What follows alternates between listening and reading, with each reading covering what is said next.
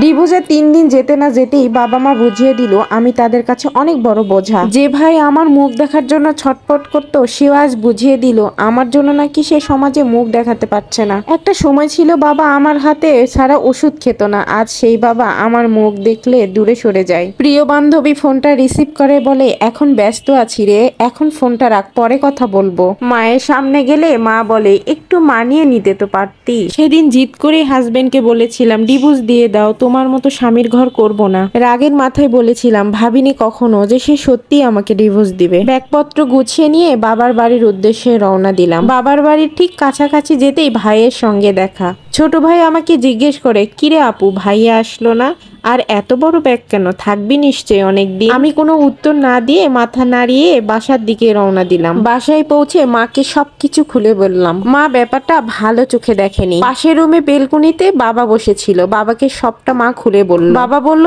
3 দিন পরে ওকে শ্বশুর বাড়িতে যেতে বলো, আমার বাসায় থাকা চলবে না। যখন বেড়াতে আসতাম মা কত খাবারের কথা বলতো, আমাকে নিয়ে অস্থির হতো, কিন্তু আজকে আমার জন্য মার কোনো ব্যস্ততা নেই। রাতে খাবার টেবিলে ছোট ভাই জিজ্ঞেস করে, আপু কতদিন থাকবে, এবার অনেক মজা করব। আমি কিছুই বললাম না, চুপ করে মাথা নিচু করে শুধু খেয়েই গেলাম। সকালে উঠে মা এবং ভাইয়ের কিছু কথা আমার কানে আসলো।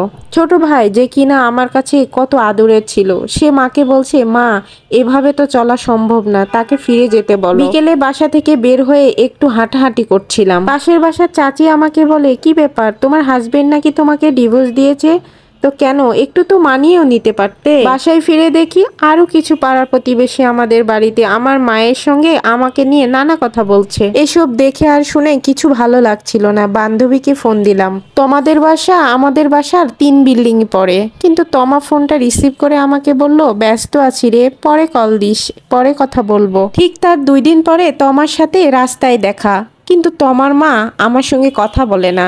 তমাকে বলল, এদিকে আয়, সঙ্গদোষে সাথী নষ্ট, খারাপ মেয়ে মানুষের সাথে মিশবি না, তুইও খারাপ হয়ে যাবি। বাবা দেখি খাবার টেবিলে আমার সাথে খায় না, বাবা একাই খায়। পরিবারের সবাই যখন একসাথে খায় সেখানে আমি নাই। মা বলে, দেখ মা, তুই তো একটু মানিয়ে গুছিয়ে নিতে পারতি, সংসার জীবনে কত রকমেরই প্রবলেম হয়, মেয়েদের জীবনটা এমন, মানিয়ে নিলে আজকে তুই সংসারই হতি, কিন্তু এই কাজটা কেন করলি। ভাই বলে, দেখো আপু তোমার কাজটা করা মোটেও ঠিক হয়নি, আর ডিভোর্সি মেয়েকে আমরা রাখতে চাই না, সবাই কটু কথা বলছে, সমাজে মুখ দেখাইতে পারি না। নিজেকে বড় অদ্ভুত লাগছে। যে ভাই ছিল আমার চোখের মণি, যে আমাকে ছাড়া কিছুই বুঝতো না, যার সকল আবদার আমি পূরণ করেছি, আজ সে ভাই বোনকে বোঝা মনে করছে। কেন জানেন, কারণ আমি ডিভোর্সি বলে। এত অপমান সহ্য করতে না পেরে আমি আমার হাজবেন্ডকে অনেক ফোন দিয়েছি, কিন্তু সে ফোনটা রিসিভ করে না। এখন এসে মনে হচ্ছে নিজের সংসারে অনেক সুখে ছিলাম, ভালো ছিলাম। এখন একটা কথা খুব মনে পড়ে, খুব মিস করি আমার হাজবেন্ডকে।